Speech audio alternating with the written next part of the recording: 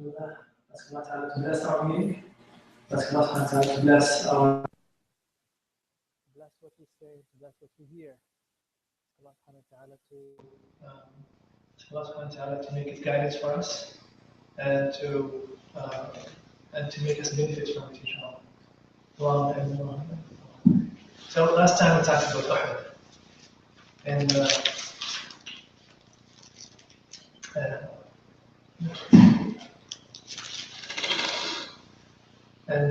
I should have talked a little bit about all of those military campaigns, and with all with the context of having all of this perception about Islam that is violent and all of that, and so and then you go to the Sirah and you find all of these wars and all of this, and you have it's normal, it's normal. So it's very difficult for us to give the topic its right and go in detail with it, and so. But a few things that I have to say about it, inshallah. So there are a lot of books written about the issues of quote unquote the conquest of the Muslims and how they were fast and how so the reasons behind them. Some people say, especially the Orientalists, they say that because the Muslims were the Arab tribes after the Prophet unified Medina, unified Arabia, they were so restless. They used to have war. War is in their blood, right? War is in their blood. They couldn't, they were restless. They wanted to get that warring spirit that they had from pre-Islamic still with them. Pre-Islamic still with them, and they want to get it out. And that's why all of this conquest went so fast and so. The other reasons were that they were poor, destitute, and they wanted to go out and see and get what the other civilizations have. They used to travel to Syria, they used to travel to Persia. Now they saw all of that, and now they felt that they can, with the weaknesses of both. Now it's in their hand to claim all of that. So the reason was economics more than anything else. But none of the Orientalists or very seldom or rare that you find somebody who actually look in a very detailed way the reasons behind those futuhat and those conquests, and without going into the details and all of that, and so all of those reasons that they're given are silly reasons because the Arabs that love being in Arabia and they lived there for so long, right? They were accustomed to the weather, to the nature. They were accustomed to the way of life. So way of life in there. They're not going to run away from it because even when they went to Syria and they went to Persia and they became like rich and so, they always yearned, and some people divorced to go back to Arabia not because they love the place that they live in. They love Arabia, they love the language, they love the place, they love where they come from. They were so attached to it. So to give just the reason, they were tired of the desert and they wanted to see greener pastures, and so it just doesn't stick. Especially with just tons of verses of poetry that talk about yearning back to the desert, and many of them. We have a story of Maysoon, this lady who was a daughter of a chief, a tribal chief in Arabia, deep in Arabia, right? And she was married to Muawiyah at that time. He was a caliph, quote unquote. He was the king, and she moved to Damascus, and she didn't like it. You could hear her saying poetry, reminiscing and crying for the deers that she had, that she could see, the hills of the sand dunes that she had, and all of that. She yearned all of that, and they divorced her. She went back to her place. We're talking about Damascus at that time, which is the pinnacle of civilization and so. Similarly, economically, if it's economics and so, the Muslims did know about the Persia and Mesopotamia. Didn't know that much that they were so weak. Didn't know about that, right? They realized that when they start going there. But there are multiple reasons. Look, for example, the reason why the Prophet said that the real reason was faith. And Muslims understood from very early on that Islam is universal. Islam is a world to the world, is a word of God to the world, the salvation of God to the world, and they wanted to convey that, and that's why the Prophet ﷺ sent letters to the kings, all of them that are surrounding. He sent one to Persia, he sent one to the Byzantine king, and he sent multiple to one in Egypt, and he sent one to the Christian tribes on the north side of Arabia. He sent them letters inviting them to Islam in a very peaceful and very nice way. Sallallahu alaihi wasallam. He sent his campaign to Mu'tah because the Prophet ﷺ sent 16 or 17 Sahaba with his message to the leader of the tribe in Mu'tah, and they killed them.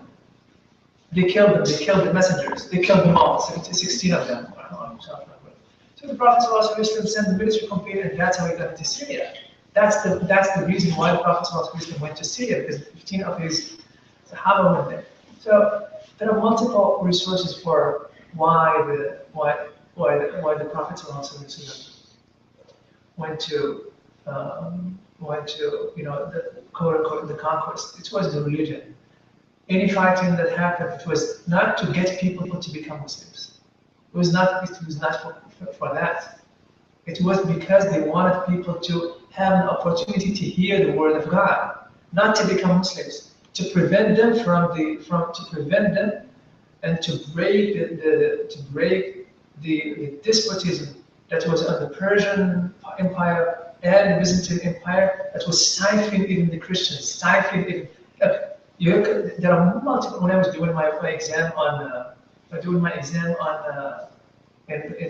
my comprehensive exams, I had to read a lot of stuff, a lot of resources, about primary resources from Greek and Aramaic, translated of course. So I had to read this, and I read tons of stuff about Christians, hoping for Muslims to come, like Byzantines, hoping for Muslims to come to hear about the Ismailites who came and they are just in there, so they're hoping for them to come. They're praying for them to come.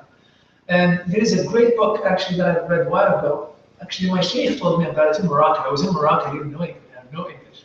And we were talking about this, and he told me there's a great book that you have to read. I had no English at the time. He said it's I forgot the name of the book, but he said it is by Sir Thomas Arnold. Right? Sir, he's a lord. He died in 1905 or 1906 or something like that. Sir Thomas Arnold. And the book is called The Spread of Islam. The Spread of Islam in Peaceful Ways, or something like that, or Preaching Islam. So it has two names. So there is one that is called Preaching Islam, there is one called The Spread of Islam. I can give it to you, and I have the PDF for it if you mind. And it goes, I've never seen anybody, even in Muslim literature, going into that length, explaining how Islam actually spread in the majority of the world with peace. And he looked at sources from Indonesia, he looked at sources from India, he looked at sources from China, he looked at sources from Maghreb, he looked at sources from Egypt, he looked at sources from Syria, tons of sources. He knew Greek and he knew Aramaic. So he had access to primary sources, and he translated them. So the situation of Arabia was different. So I really urge you to read this book. It's a very well written book. It's a really well written book. If you want it, I can send it to you. I can send you the link. So it is, when you look at the Quran and the verses in the Quran, why you should fight, the first one that Allah Ta'ala gave permission to the Prophet ﷺ to fight was, the first one is that أُذِنَ لِلَّذِينَ يُقَاتِلُونَ بِأَنَّهُمْ ظُلِمُوا. Zulm, oppression, that they were oppressed because of the religion, right? So that's one. So because there is oppression, and oppression not just for Muslims. A Muslim fight for oppression even for other people. Allah subhanahu wa ta'ala mentioned in Surah Nisa, وَمَا لَكُمْ لَا تُقَاتِلُونَ فِي سَبِيلِ اللَّهِ وَالْمُسْتَضْعَفِينَ من النساء واليتامى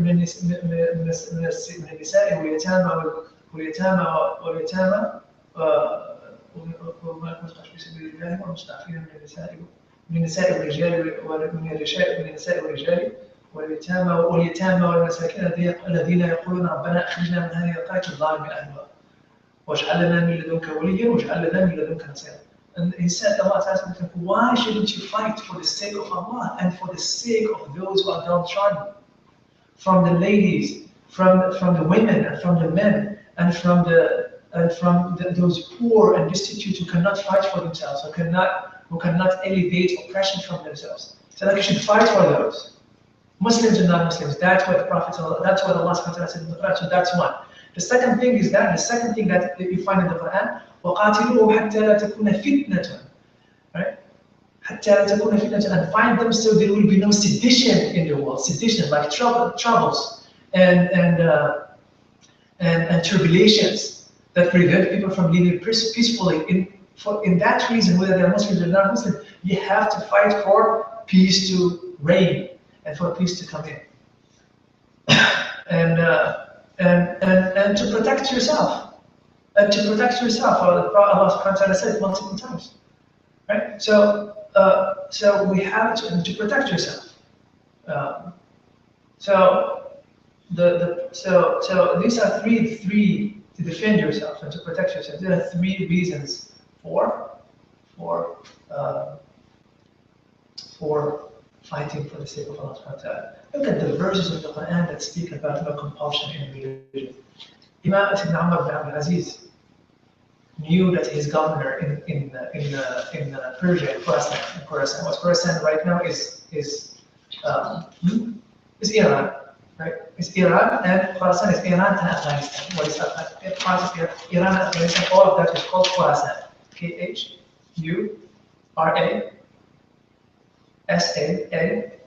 Khorasan, right?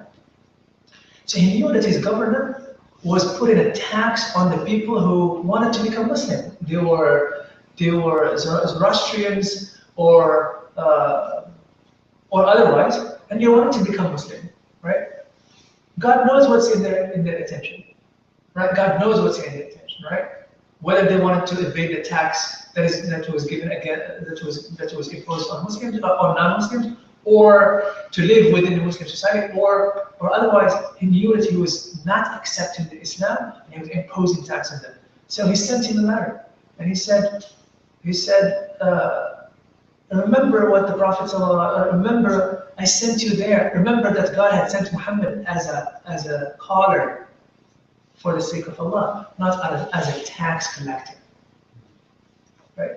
Not as a tax collector. If they say they're believers, they're believers, period. And the Prophet ﷺ, remember this vividly. This is Hadith in Sahih Bukhari. Who is the most beloved person to the Prophet ﷺ? At certain time was Sidna Zayd, right? Sidna Zayd, who was his adopted son, and then Allah Ta'ala abolished adoption, and then he was called Zayd ibn Haritha. Zayd was the most beloved person to the Prophet ﷺ, and his son after him was the most beloved to the Prophet ﷺ. He used to be called the beloved son of the beloved, Lachheb ibn Lachheb. He sent him once in a military campaign, and then one day, this is in Sahih Bukhari. So he came back and he said, "Oh, Usama, tell me about what happened." So he was telling him what happened, and he said, "And there was one of them that I was following, and he said, La ilaha illallah, la ilaha illallah, and I killed him." And then the Prophet ﷺ's face turned pale, and he said, "You killed him?" He said, "Yes." He was just running away from death. That's why he said that. It's like, how do you know? How do you know? How do you know? And he keeps on repeating it. How do you know? How do you know? Right? And he asked Allah, and he asks, and he says, "I wished I wasn't born for the mistake that I have made." So if it was just for, making people strong in a very compulsive way, Muslims, the Prophet ﷺ knew that a lot of them, even the people in Mecca, did not become Muslim because they loved it. And when the conquest of Mecca, what do you think? People became Muslim just because they just all of a sudden became Muslim. Like all of a sudden they loved Islam. After 23 years of animosity, now they became Muslim. Like all of a sudden, like yesterday they hated it, and today no, it doesn't happen that way, right? The Prophet ﷺ in Mecca, and the majority of the people did not become Muslim yet, but he forgave them, even though they fought him for 23 years. So if he was bloodthirsty, he would have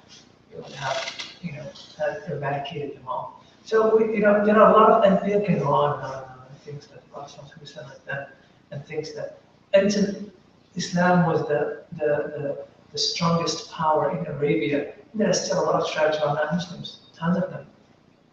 But they were in alliance with the Prophet ﷺ, and good terms with the Prophet ﷺ, and it was not, the issue was not an issue of religion. So we have to understand that a lot of those fights were not in religion, were not for religious reasons. They were for political reasons. For political reasons. They were for political, not for religion reasons, for political reasons. Right? So I advise that you read that book, inshallah. It's very important. It's very well written too. So let's go back, inshallah, to talk about Uhud. Right? Let's talk a little bit about Uhud. Finally, let's talk about Uhud. What did we say? When did Uhud happen? Let's review it quickly. 30 years. The third year of Hijrah. The third year of Hijrah happened. When did it happen exactly? What month was that? Well, it happened in the middle of Shawwal. It happened at the middle of Shawwal of the third year of Hijrah. And the reason for it was that the Mushrikeen felt that they had to reclaim victory because it eluded them at Badr.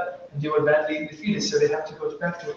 And so on and so forth. The Prophet didn't want to go out. They don't want to go out, but they pushed him. They pushed him, and once the Prophet ﷺ put his shield, put his armors, he said there is no going out because that would give us a bad sign to the people that he is, he probably is scared or whatever. He said, "ما كان النبي أن يضع لحمته إذا وضع لحمته إلا أن يخرج إلى الحرب أو كما قال."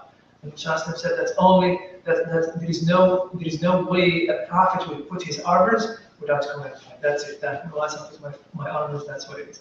And it shows how the Prophet ﷺ had consulted and considered the consultation of his Sahaba. The Prophet ﷺ was betrayed by the Munafiqeen, and the Prophet ﷺ gave his commands to the Sahaba to look to stay in the mountain. They didn't stay in the mountain, and the defeat came running towards the Muslims, and they were defeated. They were defeated. And Allah subhanahu wa ta'ala said that. So for people who say, oh, the Prophet was not defeated. No, they were defeated. Allah ta'ala said it in the Quran. حتى إذا فشلتم, and until you were defeated and you failed. وتنازعتم, and then you went into disagreement. The Prophet ﷺ is talking about those on the mountains. They went into disagreement because the leader, there were 50 of them.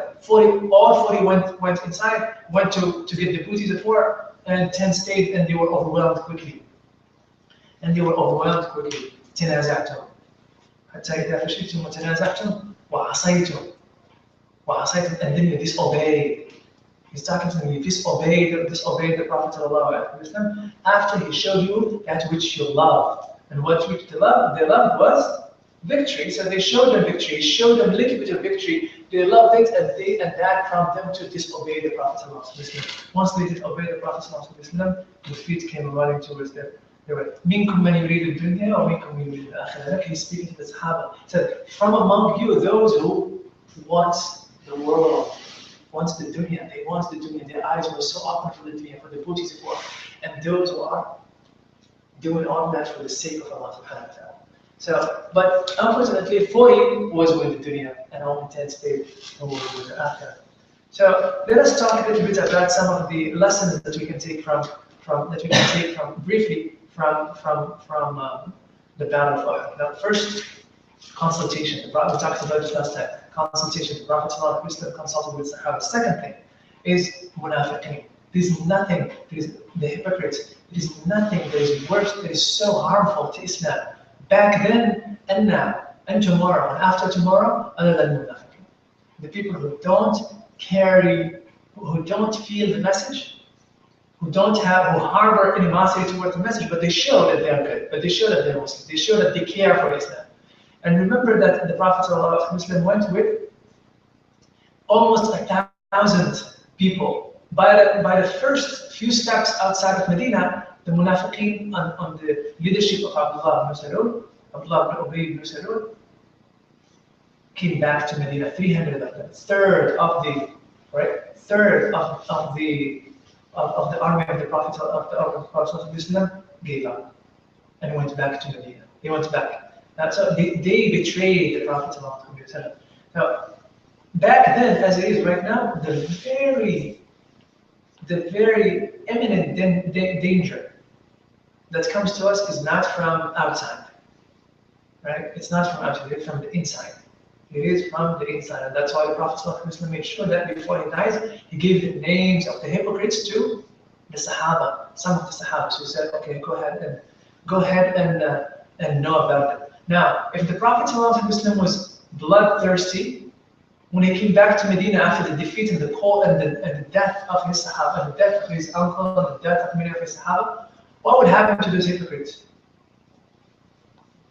Yeah, he would have killed them, right? We'll talk about what happened to them. We'll talk about it. In the worst cases in which they plotted against the Prophet ﷺ, and even what happened in Uhud, that was not the worst case. Or worse, there were worse. There's actually worse, right? There were worse cases, right? There were worse cases than Uhud. But even though the Sahaba came to the Prophet ﷺ, it's like these people who need to be killed, let's kill them.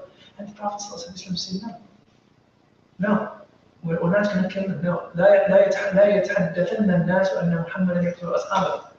Then people will say all over radio that Muhammad is killing his friends, is killing his people.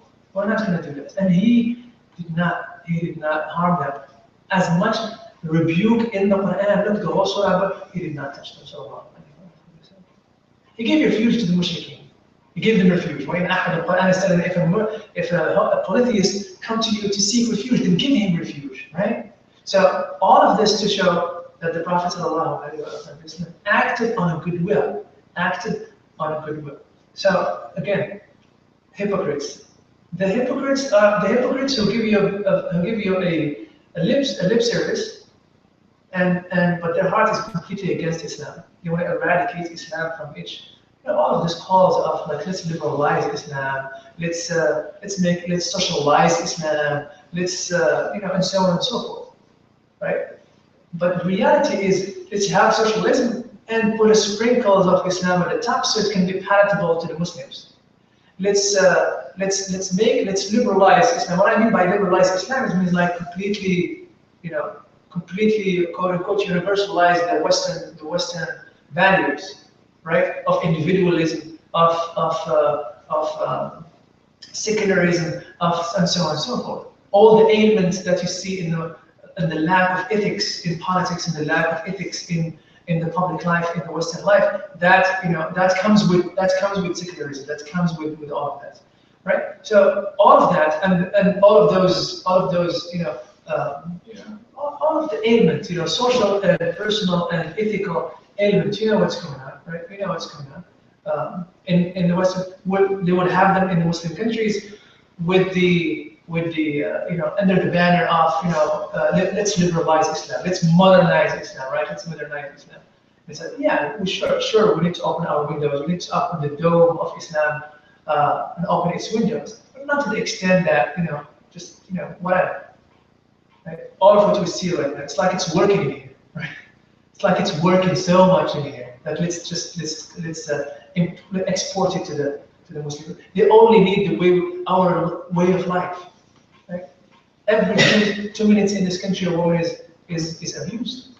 The rate of child abuse, the rate of women abuse, the rate of adultery, right? The rate of fornication, the rate of alcohol consumption, the rate of interest, and so on and so forth, and so on and so forth, and so on and so forth, right? So there are people who comes like, let's modernize Islam, so they just put a banner in there that shows, let's give lip service to Islam, but then at the end, and so. But the reality is that they want complete replication of the Western model. That is not working in its place, right? That is not working, right? So we have to be very careful. And if you look at the modern history, what prompted all the movement of liberations in the Muslim countries, what prompted they were the hypocrites. It was not outside. Like colonialism came in some countries for a century, like Algeria and so. What got into Algeria is not the colonialism. They were so good. They were vibrant at that time. It's because when they got their independence, the people who got independence were the allies of Algeria, or the allies of France. Same thing in Morocco. What did you think independences of all the countries, of the colonized countries. Who did you think independence was given to? It was given to the people who studied in the Sorbonne, studied in London, studied in so not the people who are in the trenches fighting against colonialism. So they negotiated where? With their students. They bred them, they fed them, and that's why you see the situation that's what it is, right? The situation in the Muslim countries, what it is, and only those who could take their freedom by their own, and those who were in the trenches are those who negotiated on the table with the leaders that built their country in a very good way. Look at Brazil. Look at many other places, even in Africa, right? And so on and so forth. Look in Africa, in South Africa, Nelson Mandela. So I'm talking. So this is very relevant, right? So very, very relevant. You always pay attention to those who always give lip service to Islam. Munafiqin, people are give you a lot of lip service to Islam, but they harbor serious and severe animosity towards it. The third thing that is so important is that the Prophet ﷺ did not rely only on the intervention of God. The Prophet ﷺ prepared so well for it. The Prophet ﷺ had a plan, had a strategy for that, battle. The first strategy that he said, like, let's not go to the outside of Medina. We can defend Medina really well. That's the first strategy. They didn't listen to that, but even when they went out, he had a very good strategy that worked. And it was only because that they disobeyed it that it stopped working. So he put the army in a very good way. He put the right side in a very good way, the left side in a very good way. People on the mountain, he is the one who put them in their places. Went out putting them in their places. You stay here, you stay in there, you stay in there, and so on and so forth. So here again, there is a good leadership, very good leadership, excellent leadership that took care of every single thing. What was missing in here? What is missing the point? What was the source of defeat in here? After the decree of Allah, the Qadr, what was it? Huh? Disobedience. And again, we always look for very good leaders. That's what we talk about, always. But we'll never talk about good subordinates. Because subordination is also a skill. You think leadership is a skill? Leadership is we need leaders, that's for sure. But are we good subordinate? Right? You've got very good leaders. They can tell you look, at the time of Sayyidina Ali, the leadership was good. Sayyidina Ali was a very good leader, was a very good politician, was a very good provider, was a very good visionary, he was very good at mobilizing people. He was courageous, he was brave, whatever. But he was defeated. Do you know why? Because of bad subordination. Bad subordination. His army had a lot of people who are not good, very good. His followers were not good followers. So we need, as much as we emphasize good leadership, we want everybody to be leaders in our community, which is wrong. We need to emphasize the fact that we need to listen. We need to be very good subordinate. The Prophet ﷺ in Badr changed his place as a leader because of a very good subordinate who saw that the Prophet ﷺ, his leader, was doing something that is not tactically good, and he was involved. I know that when I say word subordinate, it's inferior, but the reality it is not. It is not, because that's how Allah Ta'ala created. We're not all going to be leaders. We are all leaders in one way and subordinates in many ways. So in your family, you may be a leader, right? And so on and so forth. So if the community have its leaders, let's all listen to them. It's the problem is when we don't listen to our leaders, we don't even consider them, and then we ask, why are we in this state? Right? So we have to build, as much as we talk about good leadership, we have to talk about excellent subordination. And excellent subordination can only happen if it's spiritual. I'm serious, only if it's spiritual, or in the army. Right? In the armies are good because, if you're not a good subordinate, what happened? What happened if you're not a good subordinate in the army? What happened? They put you into the army court, right? The army court, and so on and so forth and so forth. We're not asking that from our community members, that's not what we're asking for. No, what we're asking is that people can have their head straight. And there are things that we have to listen and obey and do things. We have to go and do things. And actually, what our leaders are telling us are not something that is bad to Adam. We just need to go ahead and do them, right? In many ways, we just need to put our head down and do the things that we have been taught. Because that's how the community starts. That's how the community is a community, because we have leadership. If each one of us is on their own, defeat is there, right? If you want a community to be successful, it has to be close knit, and we have as much as we have to have great leaders, and we see great leaders, and we yearn for great leaders.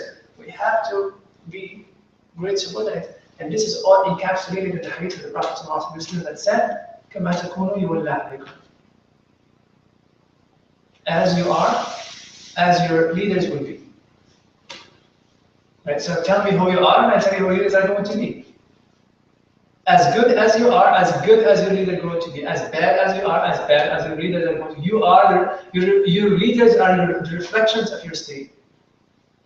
And look at bad subordination can lead to some really bad things, really bad things. One of the bad things that happened at the time of the Prophet ﷺ is that he was about to be killed. A lot of Sahaba died. Calamity, a serious calamity happened because of bad subordination of few. Not everybody, of few. Now we have to pay attention here again. So what we do individually is not something that is completely detached from the community, and it's a fact of the community. What these people had done had an effect on everybody. It had an effect on people who were far from the vicinities of the battlefield. Right? People lost their fathers, people lost their mothers, people lost their kids, people lost, and so on and so forth. So again, we lament the lack of bad leadership, but the fact is we should lament the lack of good subordination, right? And Allah internalized that. فَشِلْتُمْ وَتَنَازَعْتُمْ. And then you failed and you disputed. You start disputing, oh me, and so and my, and it's just me and myself and I. And that's when the whole concept of a community is completely shredded and destroyed. But with this calamity, with all of this, there are always bright spots. And the bright spots the bright spot is in the next point, is that the Sahaba, many of the companions of the Prophet show some bravery and some sacrifice that is unparalleled in history. Look at what, for example, they protected the Prophet ﷺ. They protected him. They died for him. They knew that Islam survives with him, and that their lives they lay down their lives for the sake of the highest ideal. And the highest ideal is still yet not fulfilled at that time. This is just the third year of the migration of the Prophet ﷺ. Still, the ideal is not completely manifested. So how would it be if Islam if the Prophet ﷺ died that way? Right? It would be difficult. It would be very difficult. It would be very, very, very difficult. But they knew that. They knew that it's going to be difficult, so they went and they sacrificed for the sake of Allah. They laid down their lives for the Prophet ﷺ. And they did that. They did that because they loved him. They loved him. The love of the Prophet ﷺ. The love of the Prophet ﷺ is transformative. It is transformative. Right? They went. There is a story that is said about one of the Sahaba. His name is Sa'd ibn Rabi'a. Sa'd ibn Rabi'a, one of the great Sahaba of the Ansar. He was all of a sudden, after the battle, the Prophet ﷺ said, who is Sa'd? He looked around. He's looking around for his Sahaba. One thing again to the Prophet ﷺ, even though he knew that his uncle was passed away, he knew he was killed in that way, and so he's still looking for his companion. He's still looking. What happened to this? What happened to that? What happened to that? Show me that person. Show me that person. He's making sure he's making sure he's checking on his companions. He's checking on his friends. He's checking on the people that they live their lives for the sake of Allah subhanahu wa ta'ala. He's checking on them. Right? The amount and the greatness of the calamity and distress did not make the Prophet ﷺ lose his interest in them and his mercy for them and his care for them. He's always there. He's always there for them. Even at a time in which his calamity is even bigger than a lot of them. Because all of them, each one of them will have lost one or two of his friends, but he lost all of them were his companions and his pupils, and he feels responsible for them, sallallahu alaihi wasallam. So he said, what is Sa'd? They're looking for Sa'd. And one of the Sahaba said, I'm going to look for him. So he went and he found him at the last breath of his life, giving up his soul. And he said, the Prophet sent me to you to check on you. He said, to check if you are from the living or if you are from the dead. He said, I am from the dead. He said, I'm dying. And he said, convey my salam. Sa'd is saying to this man, convey my salam to the Prophet sallallahu alaihi wasallam, and tell him, may Allah Ta'ala reward you for all of what you have done for us. And tell my people, the Ansar, the helpers, the people who hosted the Prophet sallallahu alaihi wasallam in Medina, tell them that there is no goodness in you if the Prophet sallallahu alaihi wasallam is harmed between you and you still can think. So like if the Prophet sallallahu alaihi wasallam is harmed while he's still alive. That is a view that shouldn't happen while you're alive, right? It might happen, but on your dead bodies. That's basically what he's saying, on your dead bodies. And Sidna Mus'ab ibn Umayr, his hands were cut because he was the carrier of the banner.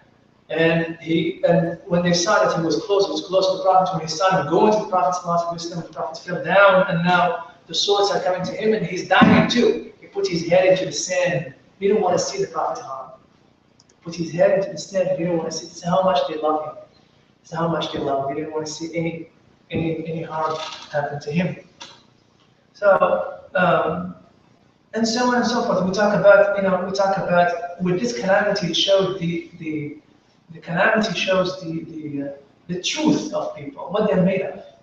Right? This lady who came looking for her family. And they told her, your dad passed away, your dad was killed. And she said, La hawla wa la quwwata illa billah. Show me what the Prophet ﷺ had done. And then she said, oh, your son had died. She said, La hawla wa la quwwata illa billah. Show me what the Prophet had done. And he said, your husband had died. He said, oh, show me what the Prophet had done.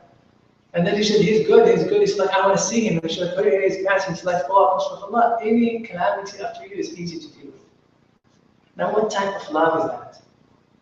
What type of love is that? This is the love that shakes.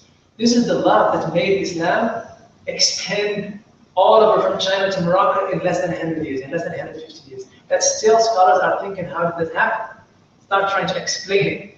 This is the type of sacrifice and the type of love and the type of attachment to the cause embodied in the Prophet sallallahu alaihi wasallam. So how do we get this type of love? How do we get this type of love? Right? To get this type of sacrifice. Now, the Prophet ﷺ passed away. We can make sacrifices for his call. We can make this sacrifice for the highest ideal that he lived and that many of his companions died for. Right? And that's sometimes when people see me like excited in Jumu'ah and like sometimes angry. It's because sometimes I see that people are not interested. They're so comfortable, really comfortable. Right? And when people are comfortable, you cannot tell them to change. That's exactly what the Prophet ﷺ, that's exactly what the people of Mecca, why the people of Mecca refused the Prophet ﷺ, because they were so comfortable. It's rare that you find people who are comfortable, set with their lives, and still asking existential questions because they're set. Or asking for things to change. Why did Jesus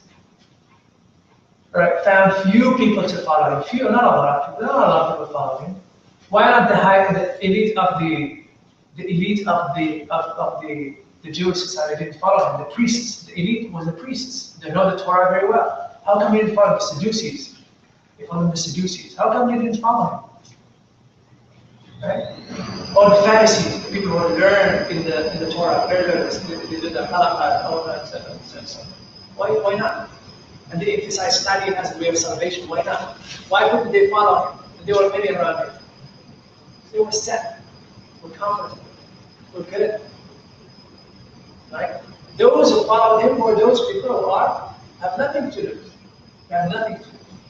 Right? Or those who were young. Right? Or those who were young. Those who are young are easy to jump into causes. And that's why we have to emphasize the new generation. Right? That's why you have to emphasize the new generation. So the first thing that you have to do to acquire this love is to invoke Allah Ta'ala's name all the time. Invoke the Prophet, praise the Prophet, make salawat upon the Prophet all the time. Embody his character. Embody his character. The Prophet the praise character, as much as you embody from that character, as much as you emanate from his sunnah, as much as you acquire from that light, as much as you acquire from that greatness, as much as you embody that model. And that's so important. It's not just reading, it's spiritual connection. You have to have, sit down and make salawat upon the Prophet. Sit down and make him. He told us that.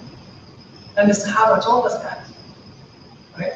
Care about his ummah. You have to care about your ummah. You can't just, this love that the Sahaba showed, because they care about the ummah of the Prophet. They sacrificed everything. They gave their lives for it. They give their lives for it, and that's what it is. We need people who can give, who can really.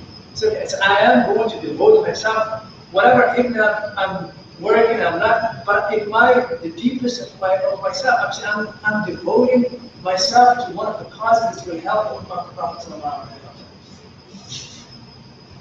That's so essential. That's so essential in increasing the love of the Prophet. That will be your gate to this love. Then the Prophet ﷺ started burying his friends. And then he realized that Hamza is completely mutilated. His uncle, his brother, because he was young, he was close to him in age, very close. They nursed from the same lady. And he saw him, he was all mutilated. The Prophet ﷺ cried. And they said, and the Sahaba, when they saw all of that, they said, if we catch them, if we catch those Qurayshis, we're going to mutilate more than 30 of them. 30 or more of them, we're going to mutilate them. Angry, right? Reactionary. And then the Quran comes in and said, no, that's not you. You don't put yourself in the same ethical platform as them. You're not them. Because you are the followers of the Prophet, because you are the holders and the carriers of this great message. You elevate yourself. And he said, Allah Ta'ala said,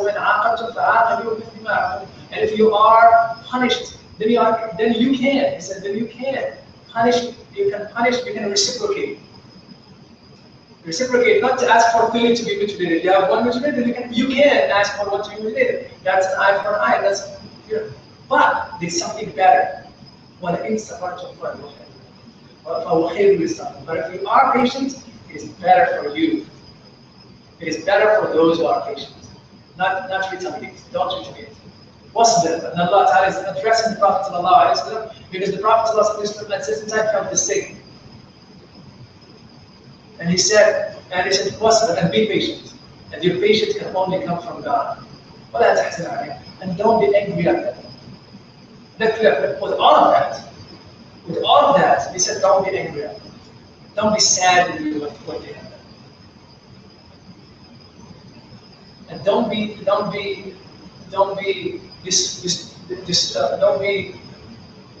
distraught for what they want. Don't be distraught for what they want. We take care of it. Don't reciprocate. Even at that moment in which blood is all over, very graphic and etc. and all of that, and he saw that the liver of his uncle is out and it's been chewed.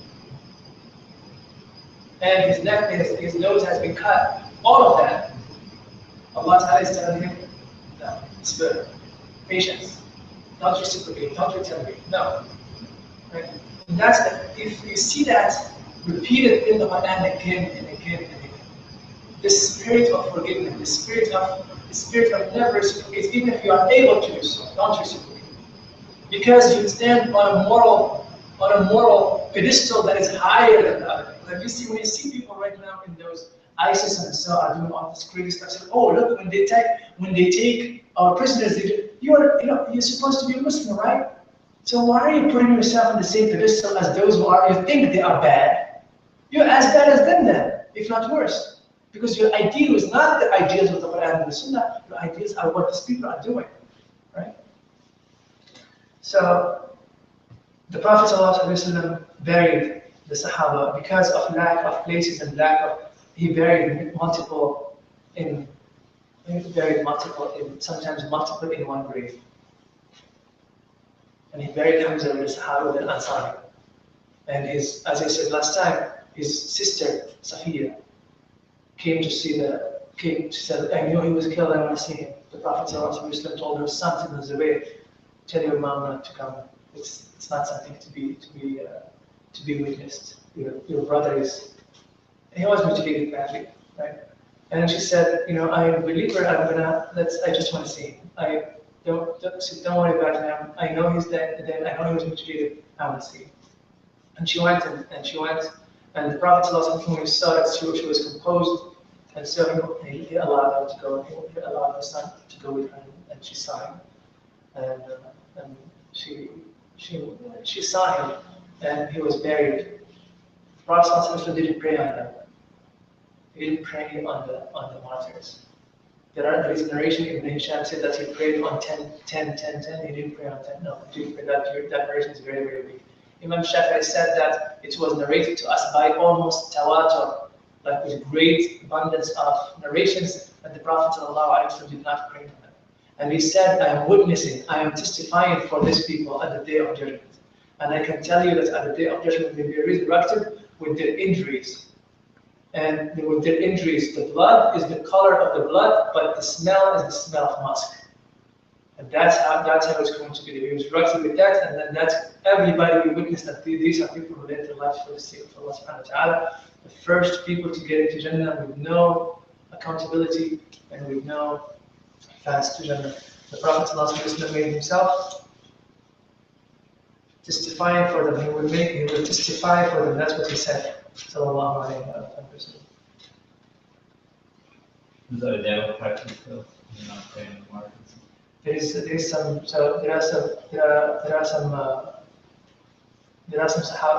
Madhahib who said you have to pray on them. I think the Hanafi, if I'm not mistaken, if I'm not forgotten, the Hanafi you pray on them. But you don't wash them. You don't change anything in them. You don't clean them. You don't just especially except if there is like some bad injuries that you collect your bodies. You have to collect bodies.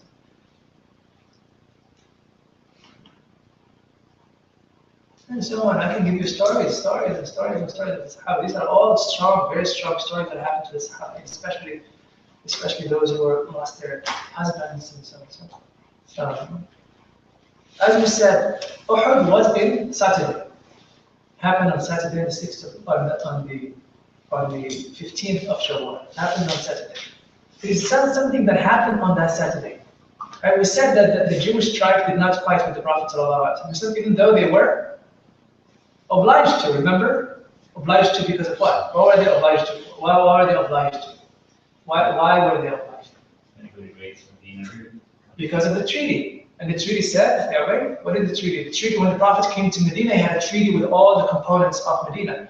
The Christians, the Jewish tribes and fortresses, and the polytheists and the Muslims. And he had this pact with them. He had this treaty with them that if Medina is raided, everybody has to go out and fight Medina. And Uhud was not very far from Medina. It was not very far. It's close to Medina. It's not a few miles away from Medina. It's not far from Medina. Right? It's considered part of Yathrib. So the Prophet was asked, should we go and ask them? He said, no, we're not asking them. But while the Prophet is organizing his army, a Jewish person came in with his shield, with his sword, and he said, "I'm honoring that fact." And again, here what a lot of Muslims don't understand is that when you put everybody, the Quran never generalized. Never. Even when he speaks about the Jewish people and the Christian people and so and so, he never generalized. Right? It said, "Minhum ummatun muqtasida." From among them, there are some people who are good. Who are good. But a lot of them are wretched. So there isn't like this blanket over everybody, that all Jews are bad, all Christians are bad, or no. Quran, the way of the Quran has never been that. If you look at all the Quran, it's never been that. It's always making exceptions for those who are good, for those always making exceptions. Always. And I say that, I mean it. Every time you find that there is some rebuke or some negative characteristic of some people, Allah subhanahu wa ta'ala comes and recognize the good people among that tribe or among that religion or among that sect. ومن أهل الكتاب من تأمن بقنطار لا يؤديه إليك ومنهم من تأمن بدينار لا يؤديه إليك. From among the people of the book, that if you trust them with 100 kilo of gold, they'll give them back to you. You trust them, and you say, "Okay, here is a trust for you. Can you please keep it for me?" They'll give it back. They'll give it back to you. Quran is highlighting how great they are and they are trustworthy. And from among them, that if you give them a dinar, if you give them $1, you trust them with $1, they will never give it back to you. And same thing again, and when it comes to other things, when it comes to anything that Allah Ta'ala is rebuking some of the people of the book about certain things, you always recognize that there are among them that are good. And here, the Prophet ﷺ, this man came in, his name is Mukhayriq. Again, the Jewish of that time, they had Arabic names, right? Because they stayed there for a long time, they Arabized, right? So his name is Mukhayriq, right? Mukhayriq,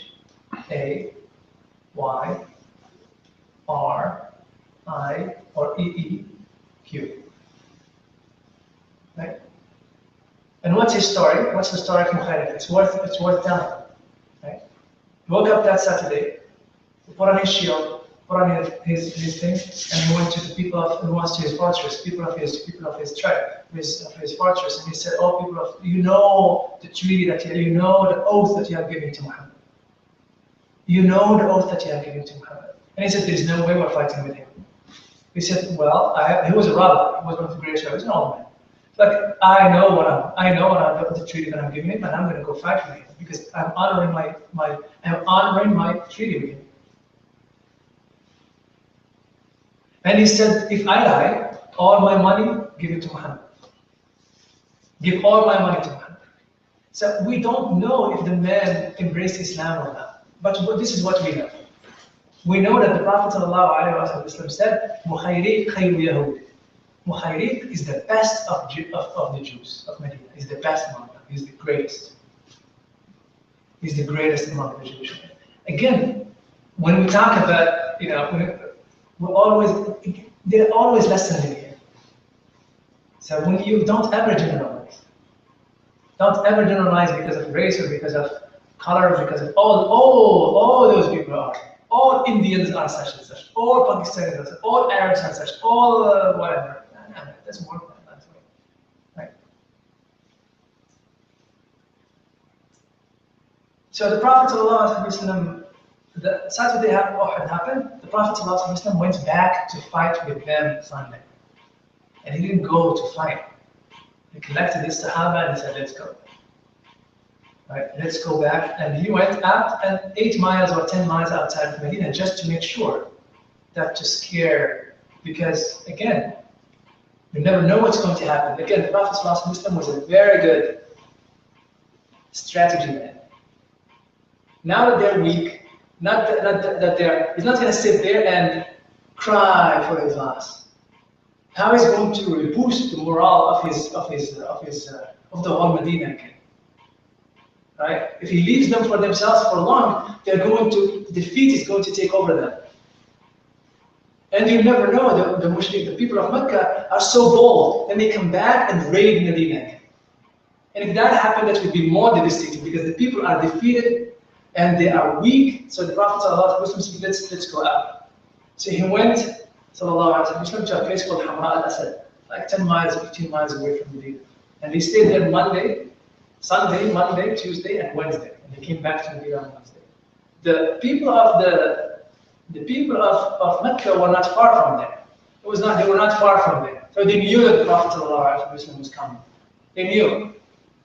And they said, okay, let's get done with it. Let's go and eradicate them. So they were about to. But again, what prevented them after the degree of Allah subhanahu wa ta'ala, the destiny of Allah subhanahu wa ta'ala, is a person who was not a Muslim, but had a very good bond with the Prophet sallallahu alaihi wasallam. His name is Ma'bad, Abi Ma'bad al-Khuzai. Ma'bad ibn Abi Ma'bad al-Khuzai. Used to be a leader of a big tribe, a big conglomerate of tribes in a place called Tihama. And he used to love the Prophet ﷺ, and the Prophet ﷺ used to like him.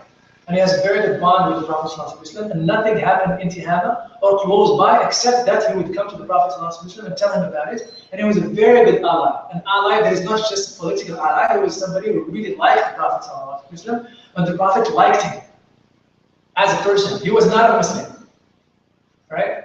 He was not a Muslim. So he came to the Prophet ﷺ, and he was so sorry for what happened to him. You should see what the words that he had said. So sorry, so remorseful to what happened to him, to his friends, and so on, so on, so on. And he said, "Don't worry about it. I make sure that these people are not going to come back."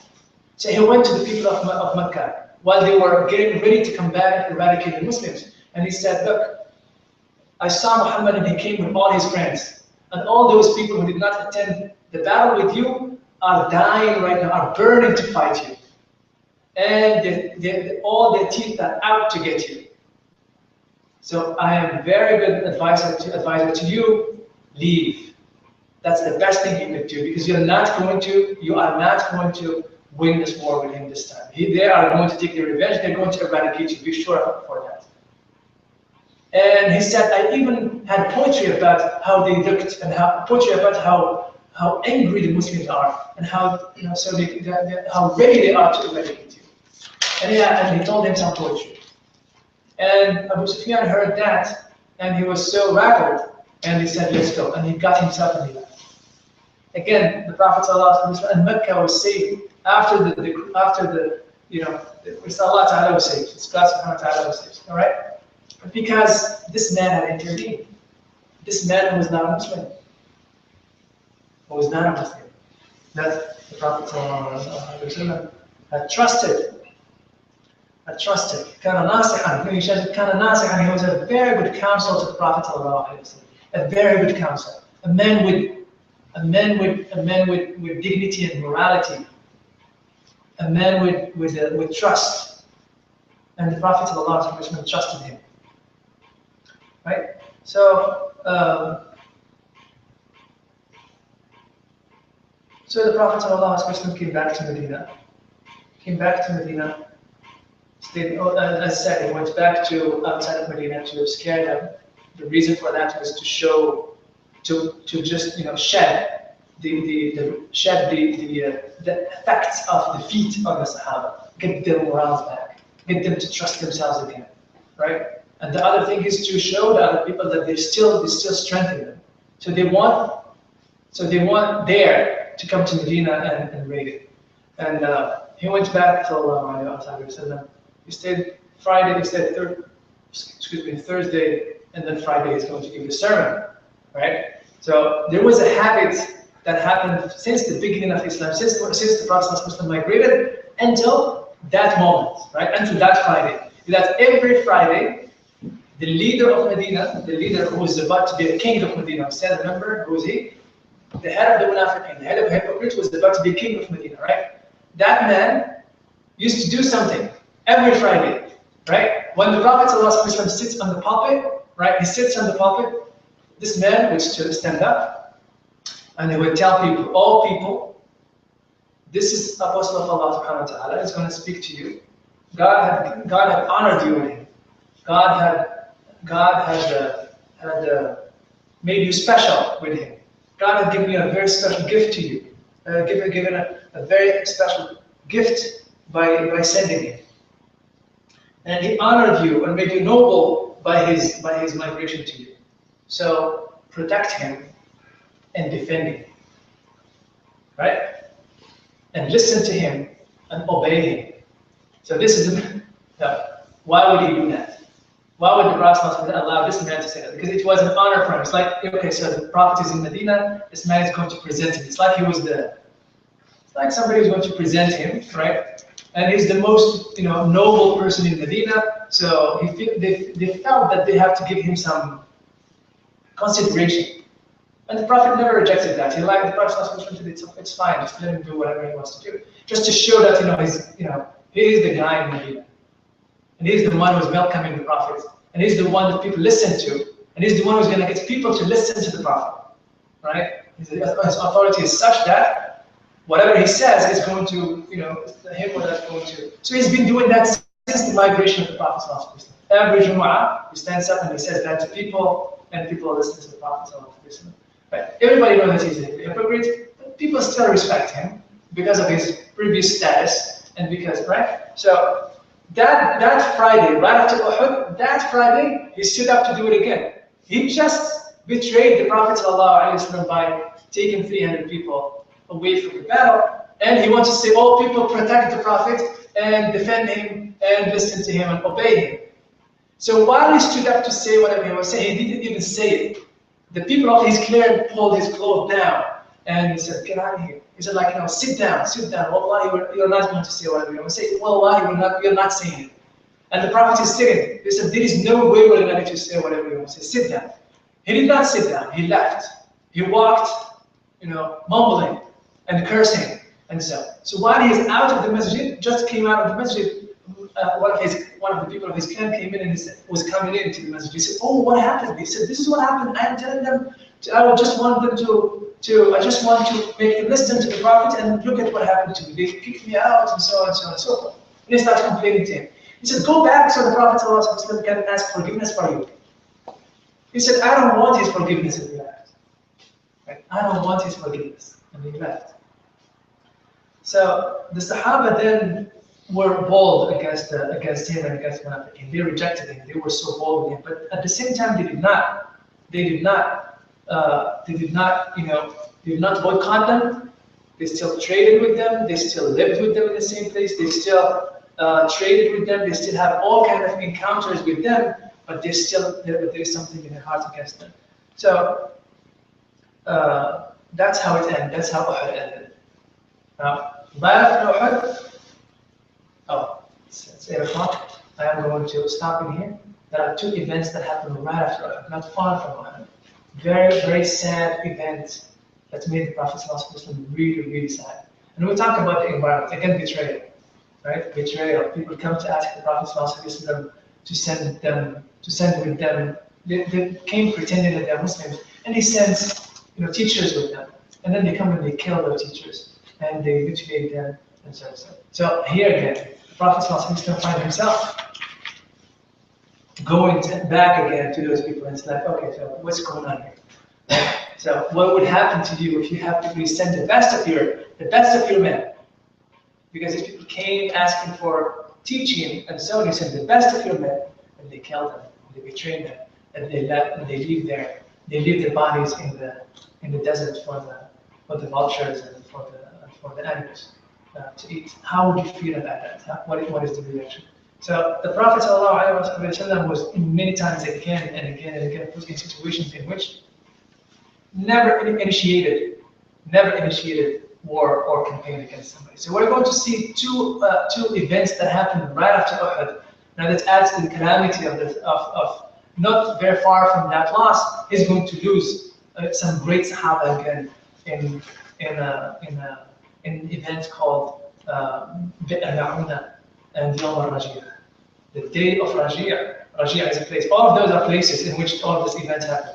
And and a well called Ma'una. We'll talk about this inshallah next time in details, and we'll see the betrayal again, and we'll see the characters of those who are, the characters of some of the, you know, some of the Bedouins and tribes who sought ill, you know, in the Sahaba and the Prophet ﷺ. With that, I'll stop inshallah. Let us see if there are any questions and anything that we can talk about, and then we can move on inshallah. And then we can make custom and pray inshallah. Anything else?